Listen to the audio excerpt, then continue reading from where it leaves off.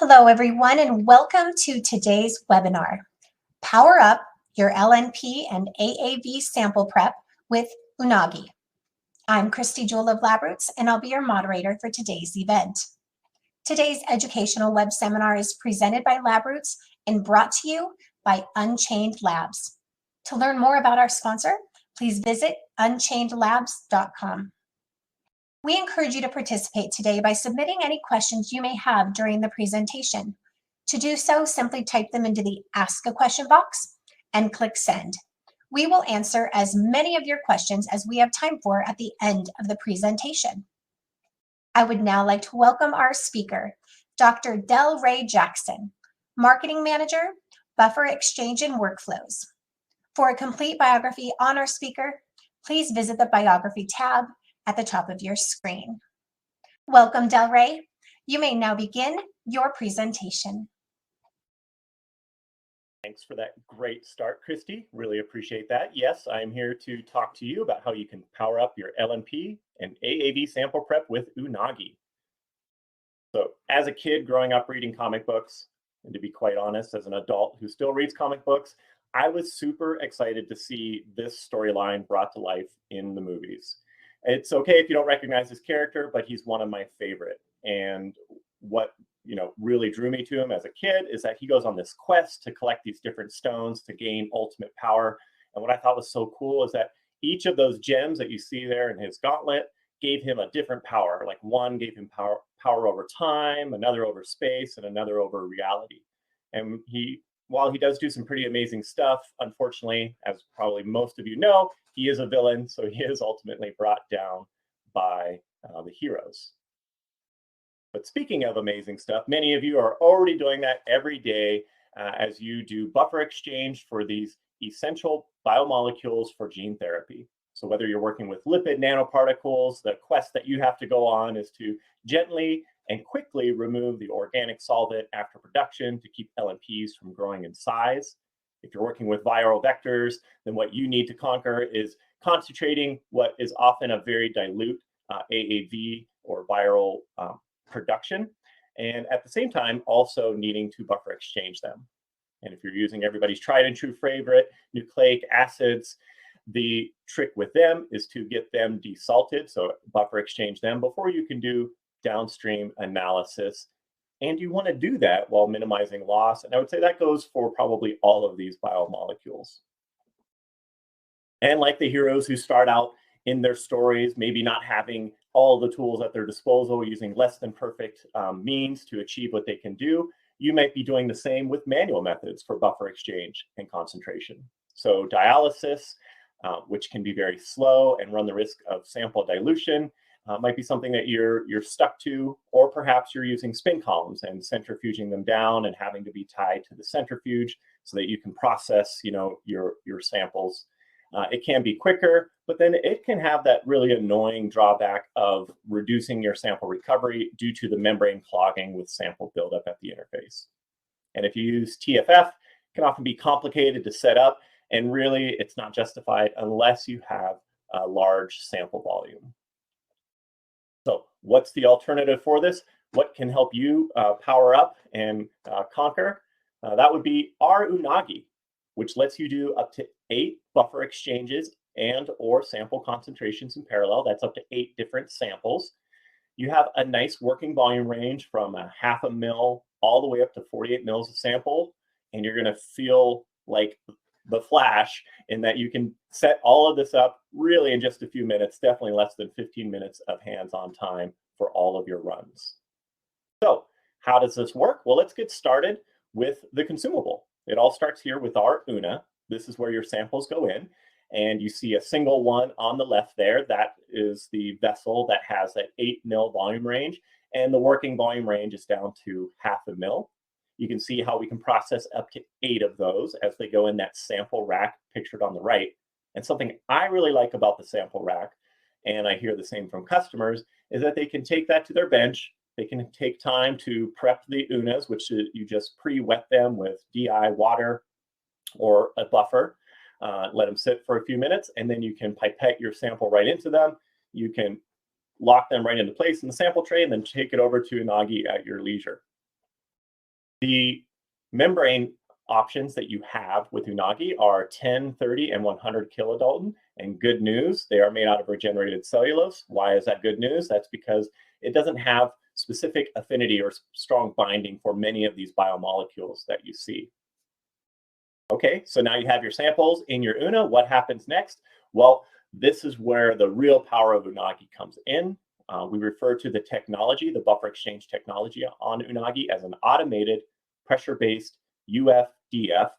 UF standing for ultra-filtration, which just refers to the size of the biomolecules that we're filtering out. Diafiltration is when you add new buffer back in as you filter from it. And I really like this cartoon comic because it shows at a glance some of the cool powers of this technology. So after inputting your samples, the first thing that Unagi does is it measures each sample's volume. It uses an ultrasonic tool, which we'll see in a moment exactly. And then it continues to track that volume by taking more volume measurements in every cycle here. So in the middle of the screen arrow refers to the cycles, the buffer exchange or concentration cycles that are required. And we apply an even positive pressure. And we do this at 15, 30, and 60 PSI. And what I mean by even is that all of your samples are in the same buffer exchange chamber, which we'll also see in a moment. Buffer exchange chamber close, pressurizes up to the set pressure level, and then allows that filtrate to flow out. Now, the cool part is that you don't have to come back and figure out, which samples maybe flowed faster or slower, or exactly how much new buffer to add back. Unagi does all of that because it will remeasure the volume at the end of each buffer exchange cycle. And the adaptive part, the cool part, is that it will change the amount of time that we apply that pressure to make sure that none of your samples will dry out. Goes through a few rounds of buffer exchange. Once you have your exchange samples at the end, then we have that option to concentrate. Now you might be saying, well, Dell, I work with AAVs or even LNPs. I'm making 20, 50 mils of these things at a time. Well, that's great. We have you covered with our reduced sample volume application. So the UNA does have an 8 mil working volume limit, but by taking advantage of conical tubes on your deck, you can actually concentrate from a starting volume of 48 mils all the way down to half a mil. And we'll see some data of this in action with AAVs towards the end of the talk. The other cool part of Unagi, a second gem, if you will, is the gentle orbital mixing. This is optional, so it's something you can turn on and off. You have the power, so to speak, to do that. But mostly we see that for many of the biomolecules, as mentioned in the gene therapy space, tolerate this gentle orbital mixing quite well. And why do you want to use that? What's the benefit? Well, as mentioned before, if you're using a spin filter, something that you notice is that you can lose sample to that membrane interface due to something called dead-end ultrafiltration. So as you apply a force, in this case centrifugal force, across your sample, it will push not just the things you want to get out, but also the things you want to keep on that membrane interface. And there you can have things like nucleic acids, proteins will clump up and aggregate, can slow down your buffer exchange. Unagi doesn't have that. With this gentle orbital mixing that can occur during the entire buffer exchange cycle, we keep your molecules of interest in solution as the positive pressure pushes out the filtrate. So it gives you two things: faster results, but also better recovery. We're talking about powering up how you want to do it. So Unagi enables that for you. Some of the things that you can control is the percent removal per cycle. Why does that matter? Well, there might be concentration dependencies to your molecules, meaning that if you reach some sort of critical concentration, perhaps things will fall out of solution, or maybe you just don't want to do that. So you can take just a little bit out, a little bit of the filtrate out per cycle, or if you know that things flow well, you can take a bunch out. You have complete control over that. Of course, that percent exchange value. Maybe you need a 99.9% exchange. Maybe you just need a 94% exchange. That's something that you actually tell Unagi what you want. And using the volume sensor, it'll reach that exact value for your samples. Same with the final concentration values. But if you're thinking, well, Dell, I don't know how to program all of this stuff, no worries. We have you covered. We have a nice menu option. As you can see here, it's based upon the molecule and the experiment that you want to run. So between AAVs, nucleic acids, LNPs, and also works great for proteins. We're not going to see much data on that today. But even the sample dependency of your biomolecules, we have, I would say, like a starter set for you, but you can also easily optimize it for you. And really, it just changes things like pressure and target removal mostly. And if you're familiar with Unchained Labs products, like our Stunner, Lunatic, or Uncle, then you already know that, as many people say, we live up to the claim that our software is easy to use. So as you can hopefully see from these screenshots here, you don't have to become a super programmer or anything like that to use Unagi. Really, it's a menu-based system. You say which experiment you want to run. If you just want to do a concentrate only, you select your molecule type. And then from there, it's just a few more selections and you're on your way to running your buffer exchange and concentration experiments. Something else that's really cool is that you'll know exactly where Unagi is in the process. And it does this in two ways. Through the software, it'll give you an overall experiment, I would say, like status. So you know like which buffer exchange cycle you're in, how long it's been running, what's the expected completion time. But also you get a sample by sample breakdown. Really cool here. And if you can notice on your screen, that orange button in the upper right to the left of the red one is pause experiment. There's some extra powers behind that. The power to actually pause the experiment and take out samples that may have already completed. You know, maybe you have different formulations or slightly different concentrations for whatever reason. Some of your samples may finish before the others. You can pause, take those out, and then resume the run. Usually that'll give you even a faster run towards the end. And the other cool thing is that, like, I guess some superheroes, Unagi has telepathy, where it can actually send you a message to your mobile device, at least, about where in the run it's at, if it's started, if it's end, and in cases where maybe it needs like new tips, it'll also alert you for that as well. It is 2022, so even something like buffer exchange, there's no reason why you can't have accurate logs and reports for it. So if you really want to look like a superhero to that downstream analytical or pre-development team that you might be prepping samples for, man, you're going to knock their socks off when you give them a sample by sample report showing like initial concentration volumes and then final concentrations and exchange rates as measured by Unagi. Okay, I keep saying Unagi, you saw this picture of a white box, but what's inside? Well, let's peel off the mask, so to speak, and take a look at the alter ego, who's under the Unagi shell. And this is what you see inside. So working from left to right, we start with our buffer rack. And just like that Una sample rack, where you can take it to your bench and kind of work with your samples there, the buffer rack has the same functionality. So maybe you have a bunch of different buffers. You got to prepare, you know, the several conical tubes with buffer or sample if you're running that reduced sample volume application. The buffer rack is something you can pick up easily with the handles and take to your bench, or if you just need to drop a few conical tubes in there, you can leave it there and bring them over to the instrument. The buffer exchange chamber, where all of this magic happens, is located there in the front, and there you can see that Una sample rack locks into place. And then under that beautiful Unchained Labs logo in the upper right, that's the arm of the Unagi. There's two different tools on there. Number 4 is the pipette channel. This allows transfers of up to 1 ml of buffer. And in the case of reduced sample volume application, sample. Because remember, we'll take sample from a conical tube and add it to the Una. That ultrasonic volume sensor, we should almost start with that one, right? It's so cool. Number 5, you don't see it now, it's a little shy, but we'll see a video of it in a moment. I promise you it's there. And then the disposable tip racks doesn't usually take a bunch of tips. And the other nice thing is Unagi actually tracks tips between runs. And so you can really just let it go, you know, until you run out of tips. You don't have to refill it in between runs at all. And something that's hiding in the shadows, a little bit camouflaged off to the right, the unsung heroes, the caps. These are used in case you want to run less than 8 samples at a time. You could technically run just 1 sample in Unagi if you'd like to. All you need to do is put the caps in any of the open positions and they snap quite easily into place. All right, let's see it in action. Enough of me talking. So here is that volume measurement. Again, that occurs at the beginning of the run and then in every single buffer exchange cycle.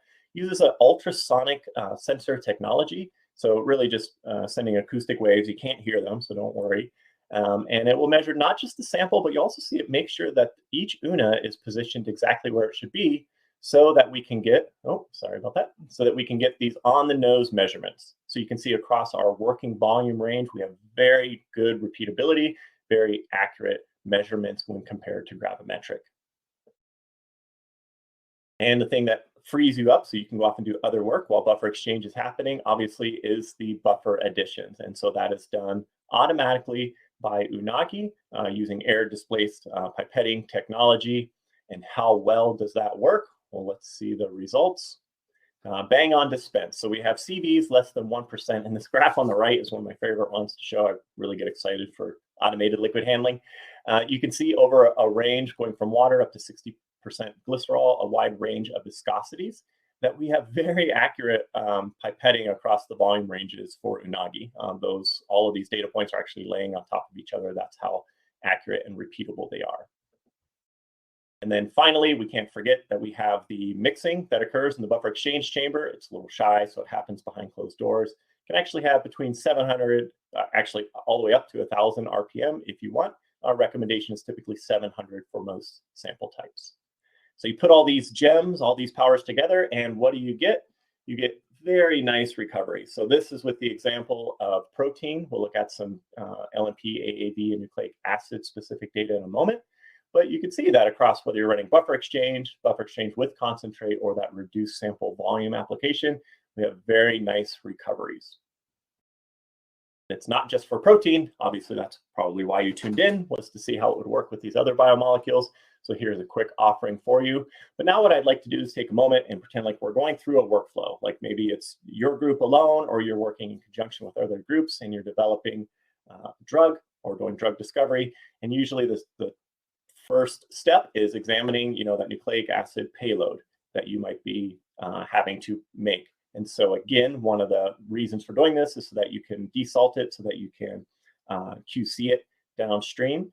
And in this example, we're working with double-stranded DNA starting in TE, and we want to exchange it into nuclease-free water, and taking advantage of Unagi, of being able to concentrate in conjunction. We want to shoot for a 3-fold concentration using our 30 kilodalton UNA.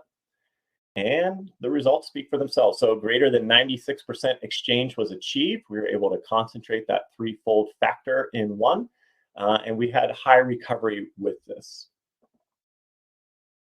But if maybe your arch nemesis is LNPs, at least getting them out of that ethanol, that organic phase, very quickly after manufacturing, Unagi is the right tool for you. It's in your corner for sure. So you can automate your LNP prep in one step. Here's an example of using SM102 LNPs, starting in 12% ethanol. We wanted to concentrate them 4-fold, and we're able to take advantage of our 100 kilodalton UNA to do that. Here, we had results very fast, in less than 2 hours, but more importantly, we didn't do it at the loss of sample integrity. So looking at both size and the distribution measured by PDI, you can see that there was low to no change in that, which was great. And also on top of it, we had minimal percent encapsulation loss while doing buffer exchange and concentration all in one run. So LNPs come up a lot. They're used in our buffer exchange technology, and so we've looked at it very carefully. One of the things that we did was comparing dialysis to centrifuge. And why dialysis? Well, that's a kind of a go-to, a standard technique many people who make LNPs utilize. But the drawback is that it does take extra time. But you can see why they defer to it, because compared to something like a spin filter, dialysis is much gentler in terms of not causing size changes or distribution. So compared to Unagi, you can see you get that same level of care and comfort from dialysis with Unagi. So here is the comparison of both dialysis pre and post buffer exchange with Unagi's results. Really, the difference is how long it takes. So if you want to have results in the same day, then Unagi is the tool for you. Hey, perhaps nanoparticles aren't your jam. That's not your vector of choice. Maybe you work with AAVs. And so in that case, perhaps you're making very dilute samples, getting them ready, and you need to concentrate them down. So here's an example of how you can use Unagi to do that with first the reduced sample volume experiment and then concentrate only. We wanted to take AAV9 from 12 mils down to 1 mil. And we were able to do that. So we got that 12-fold concentration in only 90 minutes while keeping the capsid payload intact. So obviously, we're showing you results for like one serotype, but there's many different serotypes that can behave differently with AAVs. And so in also looking at the effects of pH on that, we were looking in the literature and saw some research on that. So we wanted to in-house using Unagi sort of recreate those results.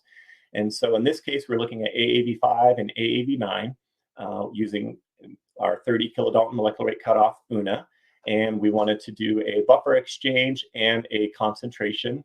And here we were able to take advantage of the power of Unagi of being able to only take 33% of the volume out per cycle. And so interestingly, which agreed with the literature, at higher acidic levels or lower pH, so pH 4, both AAV9 and AAV5 tended to aggregate, so we didn't have really good recovery with that. But as we increased the pH, we could see that we had much better recovery and able to get a 96% target exchange and very fast run times on these. That's one of the nice things about AAVs being dilute. They can run very quickly. And here's a nice picture or comic version of that. So hopefully I gave you enough of a teaser to see how Unagi can work for you in your lab. You'll be able to do your buffer exchanges and concentrations, and whether you're working with nucleic acids or LNPs or AAVs, you can do all of that work in parallel. And it's really a snap with Unagi, having fast and flexible exchange. You'll have full process control with low hands-on time, but don't worry about giving up sacrificing sample integrity or recovery. Unagi will take care of you there. So hopefully, unlike the previous character, with this great power, you'll use Unagi for good in your own lab. And with that, I will hand it back to Christy. Thank you, Del, for that informative presentation. We will now start the live Q&A portion of our webinar. As you mentioned, if you have a question to our audience, if you have a question you'd like to ask, please do so now. Just click on that Ask a Question box located on the far left of your screen, and we will answer as many of your questions as we have time for.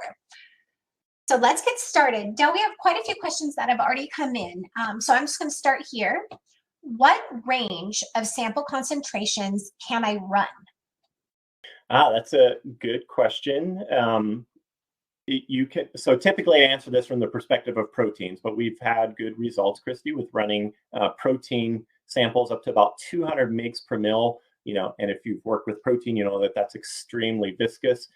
Thankfully, we don't really have that problem with LNPs or viral vectors. And so pretty much any working concentration that we've come across is very compatible with Unagi. And then similarly with nucleic acids. And I guess one clarification I should make is another related question I get is like, well, can you run different concentrations at once?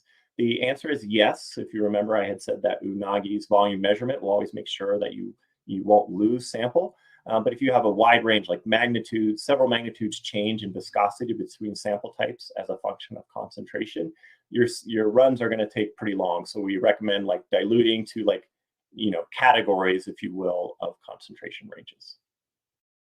Excellent. And thanks for adding that question in. Well, I won't ask you that one now. Let's go to this next one. How can I minimize aggregation of AAVs during buffer exchange?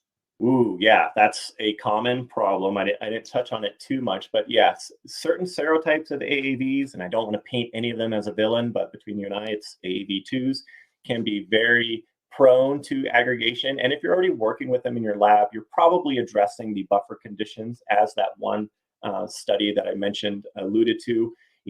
Different pH ranges will affect aggregation of AAVs. You're probably already using pluronic acid as well. So you'll want to keep using whatever buffer conditions you do. But the power of Unagi, at least, like what extra help does it give you, really boils down to that gentle orbital mixing. So we see that does keep things in solution and can minimize aggregation of AAVs. Thanks, Del. Let's jump into this next one. Which LNP formulations have you tested? Well, I'm a comic book pro and buffer exchange pro, not an LNP formulation pro, but in talking with many customers and in working internally with different LNPs, I would say As you saw, SM102, which is a very popular formulation, is something that we've internally tested. And then we've also done work with cationic LNPs. Unfortunately, with customer supplied LNPs, it's usually proprietary information, so we don't know the exact formulations that customers have. So I can't tell you specifically, but we have tested, I would say, a wide range.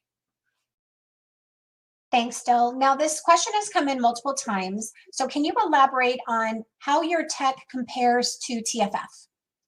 Sure. So tangential flow filtration, it is a viable technology, a viable alternative, and it does have a fit, but it's usually more so towards, I would say, pre-manufacturing level.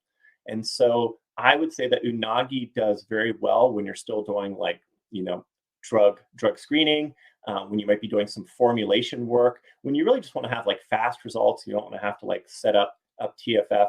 Also the membrane type. So TFF typically only has PES as a membrane option because of the high forces that are generated.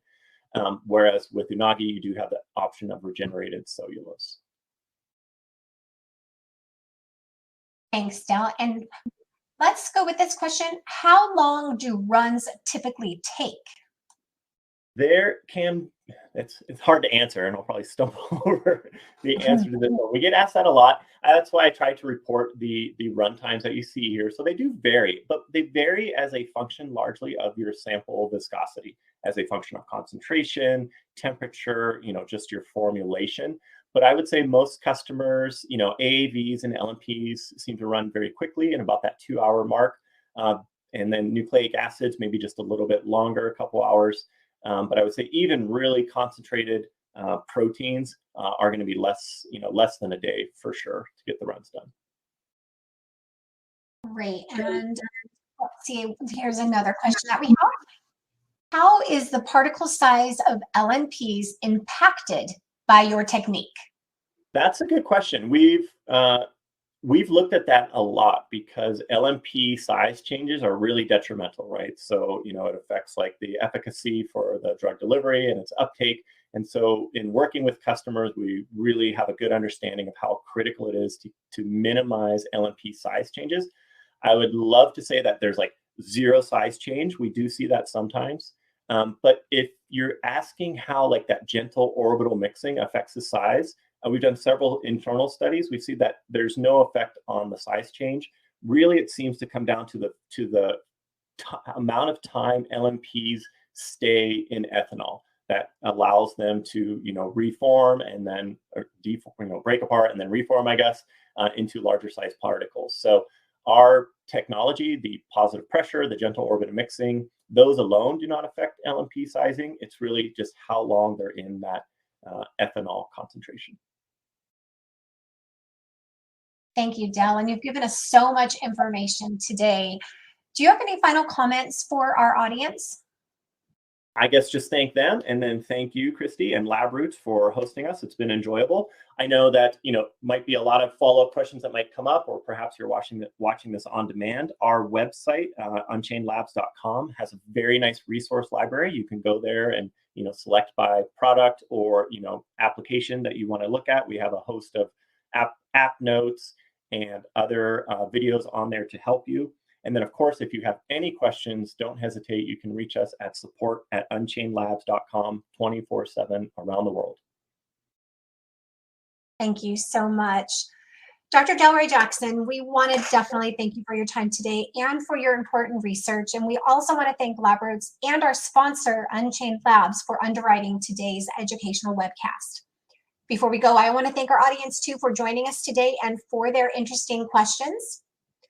The questions that we did not have time for today and those submitted during the on-demand period, they will be addressed by our speaker via the contact information you provided at the time of registration. Today's webcast can be viewed on demand, and LabRoots will alert you via email when it's available for replay. We encourage you to share that email with your colleagues who may have missed today's live event. Thanks for joining us, and we hope to see you again soon. Have a great day.